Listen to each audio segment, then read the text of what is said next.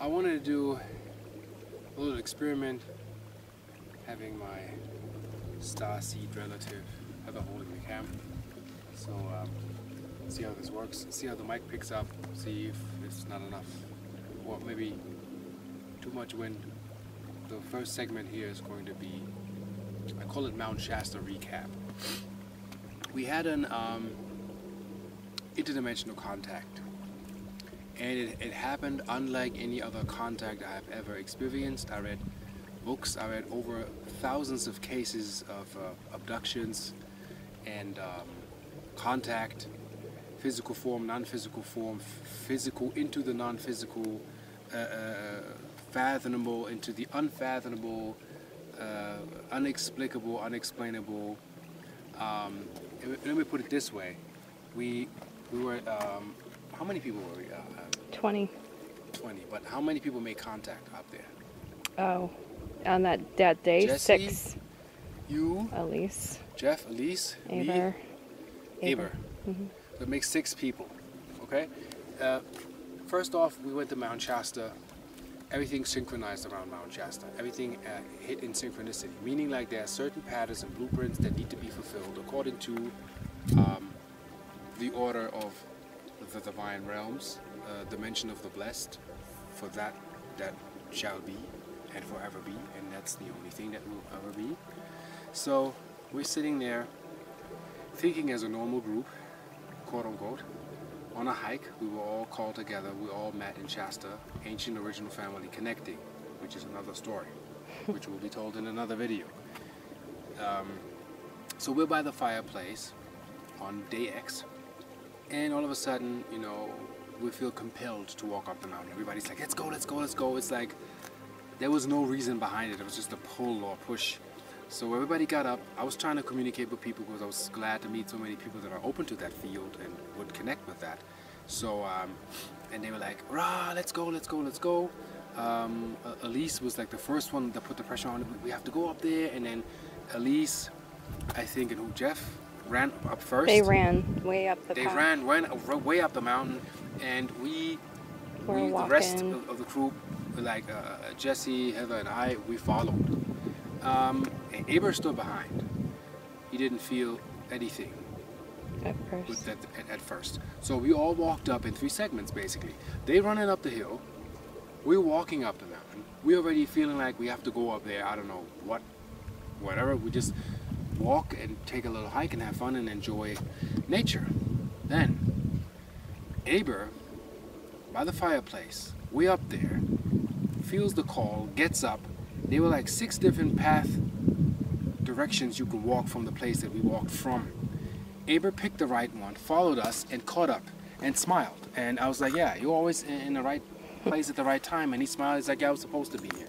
So Aber joined us, and then we reached that plateau, something like this here. So if you pan around a little bit to keep me in here, you see the area here, and something like this, a little bit more woods and stuff, and temperature drops like 6 to 10 degrees at certain spots, and weird energies, super activity, and we end at this plateau, and Heather is like, let's sit down for a moment.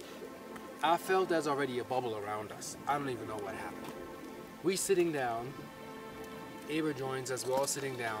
Then Elise and Jeff come back running from the hill. And the minute we hit that plateau, they come back. They all, without us exchanging any verbal communication, sit down. You know, completely sober. You know, psychedelics are not necessary when it's really real. None of it is necessary, really. I'm not condemning ancient rituals and rites to natives and people that needed to connect to the gods, but it's a very dangerous pathway, and you have to know who you're talking to and where you're going when you do this. We were completely sober. That's what they that made contact, I believe, or I feel it was an Arcturian crystalline ship that contacted us. So what they can do with this Earth is not just a planet, it's a holographic construct that is real to you because of your limitation of your senses.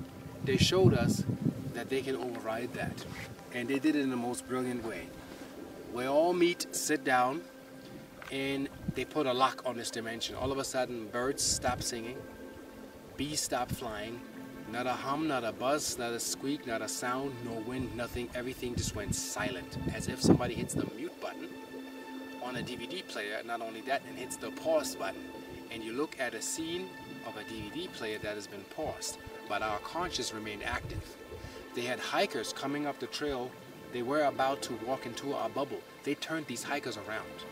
The minute they hit the wall, they were like irritated, and they walked back down the mountain. Why would you hike freshly, you know, in gear, packed everything, water bottle, ready to go, and you turn around at the beginning of the trail? Just to use your logic mind, it makes no sense. In the middle of an open trail for no reason, no communication, like robots. We were in visual range. They didn't even see us. They turned around and they walked back down. So the crazy part is they landed an insect on Heather's knee, and we like, that's a camera. Like I'm like, either I'm losing my shite completely, or my mind was like, it's a camera, we're watching you, we're being cautious, we're not trying to approach you too soon. So I was like, where are you? I can't see you. And they said, we're already here. But what led up to that point, what I forgot because I'm all over the place, because it excites me to talk about it because it feels like home, and you know, many of us want to go home, many cry, is when everything went silent. Let's go back there. We heard a sound, and we were thinking, oh, it's a plane, you know, let's not over spiritualize, and UFOs are everywhere, you know, let's tone it down. We looked towards something from the rock that kind of looked like this area here, without the city in the background, and it came in. It made a noise kind of like a like interwoven, phase shifting, altering wave patterns, interlaced. It sounded like a multi-dimensional sound no engine can ever make, a sound that nobody has ever heard, because it's like, imagine an engine that drives on a frequency that's equivalent to love. The pure, authentic love frequency, and this engine sings to you. So we saw this blip approaching us, and it came basically from this direction. It parked over us like 70, 90 feet. I don't know how high was that? 60 feet? Mm-hmm. It was pretty close. Like, you can, if you'd had a ladder, you can just climb like a two-story building, kind of. Close. Yeah, and then it stopped, and we looked at it, and it was a rainbow opalesque, rainbow-esque a blip that reflected all colors of the rainbow. I don't know what Heather's perception was. Something, you saw something like that? Yeah, they kind of took me out at that point too. So I kind of was like with one eye I couldn't see it, and with it's like my right hemisphere, I could close one eye and I could see it, and I could close the other eye and I could not see it. So I was like, it's kind of like a little bit schizophrenic, like the cosmic part in me that was half active could see everything and understand everything that was going on, and my other side was completely baffled.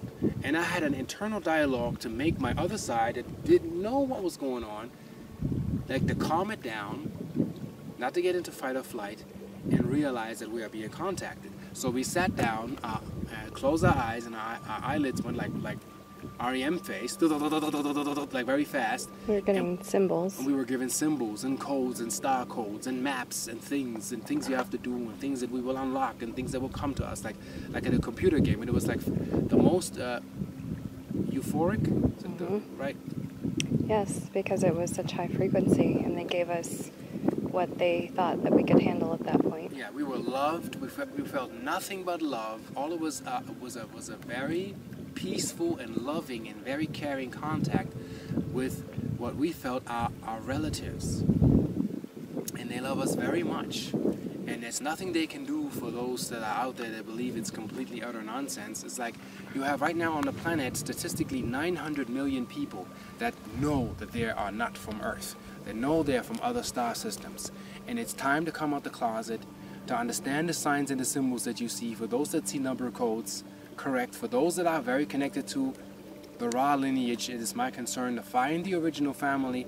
Those that are related to me and my kind, we have to come together at the end of days and feel the call, feel the restlessness, know what's going on, knowing where you have to go, but everybody independently in their own right, you have to establish yourself to go where you need to be going. Since I love to drift, back to the subject.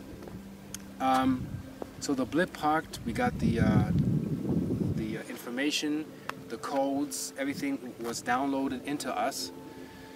And then, you know, it's kind of like they turned off the light. We couldn't see the blip no more. I don't know how it was for you, Heather. I'm always making sure everybody saw the same thing. It was like, and it was gone. And then it popped up like 10 miles across the horizon. Where, like if you point that way, like this direction. Like this direction, it's like halfway. You gotta go double that size. I don't know, 8 miles, and it showed up after Elise said, "Could you show yourself one more time before you leave?" And they turned it on, and it was like silvery, shiny, like really fluorescent and everything. Like, I mean, a light that I can't. It's crazier than a sunlight caught in a blip, reflecting, refracting, diffusing all types of rainbow-esque, opalesque sky reflection patterns. Like, really, I don't even know how to put it into words. And it was, to me, like, we are living the most fantastic science fiction of existence that you can ever imagine. That some of you are actually from the future, projecting yourselves into an avatar vessel to probe this dimension, to learn limitation and emotion, and to be here. It is a great moment. And a lot of people, and as for the player haters that think it's utter nonsense, all your ancestors that got killed, all the natives, do you think they chiseled that in stone, that this day would come, and that we're right now in these days for fun? You think they would sit there for 80 years to chisel something in a calendar that comes out of nowhere? It can be read like a bitmap. It's accurate, more accurate than any computer program in the world. Do you think that chiseling comes out of nowhere, or because the myth made them so creative? That's what the immigrants and the Vandals that came in made them look like, you know, chopped off heads, you know, skinned their feet for believing in the wrong gods. Didn't allow psychedelic contact because that was the only way for them back to connect with our ancestors, with your brothers and sisters, your original family. And those that remember, those that are in resonance with what I'm saying, you know it. And at the end of days, it will be about resonance. How do you resonate with what's coming in? You know, look at the songs. They got this one song on YouTube. It's called "Beam Me Up" by this group called Cassette. Just look at it. Why do you think we have these messages in these videos? Or Starship supposed to land by this other girl. I don't know whatever her name is, Mia, whatever. I'm not so much into commercial music, but the messages are clear. The message is evident. We have to get our stuff together, focus on the good, stop player hating, and we have to be original and authentic about what this is, here in the now. And that was it for my Shasta recap. Thank you and namaste.